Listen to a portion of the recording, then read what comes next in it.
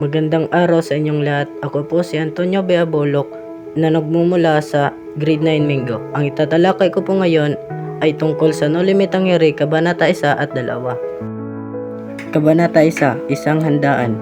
Ang kabanatang ito ang nagsisilbing panimula ng No Limit ang Iri. Sa pamamagitan ng isang handaan, ipinakita ni Rizal ang kalagayan ng lipunang Pilipino noong panahon ng mga Espanyol.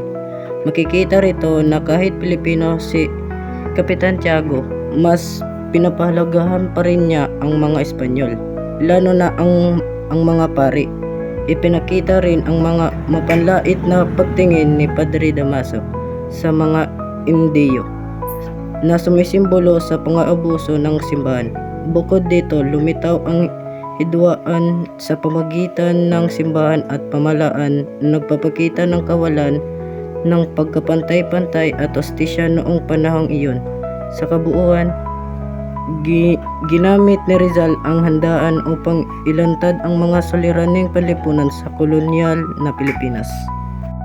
Kabanata 2, si Crisostomo Ibarra. Mas lalong binibigyang diin ni Rizal ang pangunahing tauhan si Crisostomo Ibarra. Inilarawan siya bilang isang edukadong binata na nagmula sa Europa, may mabuting ugali at may paggalang sa mga nakakatanda at sa simbahan. Gayunpaman, makikita rin sa kabanatang ito ang unang palatandaan ng tunggalian, lalo sa pagtanggi ni Padre Damaso na kilalanin ang ama ni Ibarra bilang kanyang kaibigan. Ang pangyayaring ito ay nagbigay ng pahiwatig na may malalim na dahilan sa pagkamatay ng ama ni Ibarra.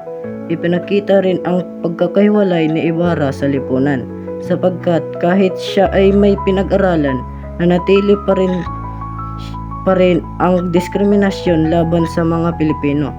Sa kabuuan, ipinakita ng kabanata ang tauhan ni Ibarra at ang mga unang hadlang na kanyang harapin sa kanyang pagbabalik sa Pilipinas.